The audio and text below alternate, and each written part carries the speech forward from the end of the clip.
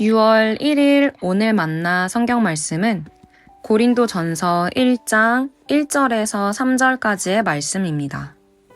하나님의 뜻으로 그리스도 예수의 사도로 부르심을 받은 나 바울과 형제 소스데네가 고린도에 있는 하나님의 교회에 이 편지를 씁니다. 그리스도 예수 안에서 거룩하여지고 성도로 부르심을 받은 여러분에게 문안드립니다. 또 각처에서 우리 주 예수 그리스도의 이름을 부르는 모든 이들에게도 아울러 문안드립니다. 예수 그리스도는 이 사람들의 주님이시며 우리의 주님이십니다.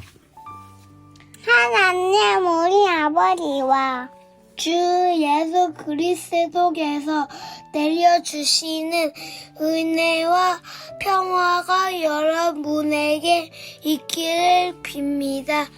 아멘!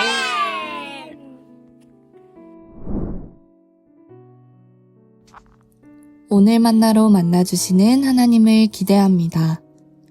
빈 종이에 나만 알고 있는 마음을 담아 보내는 편지. 그 매력은 유한한 종이 위에 무한한 마음을 담아내고자 가장 명확하고 적절한 표현으로 고르고 골라 채울 수 있다는 점에 있죠. 그 안에는 설레는 마음과 사랑, 애틋한 걱정, 때론 섭섭함과 중요한 정보가 담겨 있기도 합니다. 스마트한 시대가 열렸지만 여전히 저마다 꺼내볼 편지에 대한 추억이 하나쯤 있다는 건 한 글자 한 글자 꾹꾹 눌러 담은 그 마음의 무게에 깊이 공감하기 때문일 것입니다. 오늘부터 우리가 묵상하게 되는 고린도전서는 고린도에 있는 교회에 보낸 편지입니다. 그 편지의 첫 장에는 인사와 감사, 안부를 전하는 내용으로 채워져 있습니다. 여기서 눈에 띄는 것은 등장하는 인물들에 대한 정체성을 명확히 하고 있다는 것인데요. 먼저 이 편지를 보낸 사람들은 바울과 형제 소스데네라고 소개하며 이들을 사도로 부름받은 사람들이라 소개합니다. 여기서 사용된 사도의 원어인 아포스톨로스는 보내는 이의 권위와 뜻을 위임받아 보냄을 받은 사람을 의미합니다. 단순히 소식을 전달하는 의미를 넘어 보낸 이를 대표해서 역할을 감당하는 사람인 것이죠. 이어서 바울 사도가 보낸 편지를 받은 사람들에게로 시선을 이어가 볼까요? 바울은 고린도에 있는 하나님의 교회라고 칭하며 세상과 구별되는 거룩한 공동체, 즉 성도라는 정체성을 명확하게 합니다. 사실 고린도 교회는 그렇게 완벽한 공동체가 아니었습니다. 그 안에는 관계의 문제를 비롯한 여러 어려움이 있었습니다. 그럼에도 불구하고 하나님의 거룩한 백성이며 성도로 부름받은 공동체가 되어가길 원하셨기에 이런 편지를 보내게 하신 것입니다. 마지막으로 이 모든 정체성으로 부르신 분에게 주목해 보려고 합니다. 바울에게 사도의 정체성을 주신 분, 고린도 교회 사람들을 성도로서의 정체성으로 살아가게 하신 분은 바로 하나님이십니다. 하나님은 예수님을 통해 흠잡을 데 없는 사람으로 설 수 있도록 하시고 끝까지 튼튼히 세워주시는 신실하신 분이십니다. 우리를 부르시고 세우신 분이 하나님이시라는 사실을 놓치게 되면 우리는 큰 딜레마에 빠지게 됩니다. 세상과 교회 안에서의 섬김이 특정할 수 없는 누군가를 위해 마냥 손해만 보는 일처럼 느껴지기 때문입니다. 하지만 먼저 하나밖에 없는 아들을 내어주시며 우리를 살게 하신 하나님을 위해 드리는 섬김이라면 우리 삶의 이유 그 자체를 삶으로 살아내는 일이 됩니다. 바울이 고린도 교회 성도들에게 전한 그리스도께서 내려주시는 은혜와 평화가 여러분에게 있기를 빕니다. 라는 안부는 세상에서 이해되는 개념과는 다른 의미로 사용됩니다.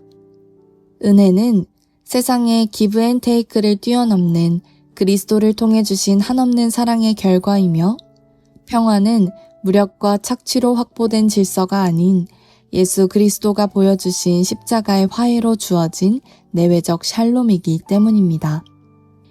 우리를 하나님의 자녀다운 삶으로 살게 하시는 온전한 성도로 세워가시는 그리스도께서 내려주시는 은혜와 평화가 오늘 우리의 삶에도 가득하길 꿈꿔봅니다. 높은 뜻 광성교회 성도 여러분, 우리 안에도 크고 작은 어려움이 있음을 봅니다. 하지만 그럼에도 오늘 함께 열어본 편지에 담긴 한 글자 한 글자가 꾹꾹 눌러 담긴 하나님의 신실하신 사랑으로 읽혀지면 좋겠습니다.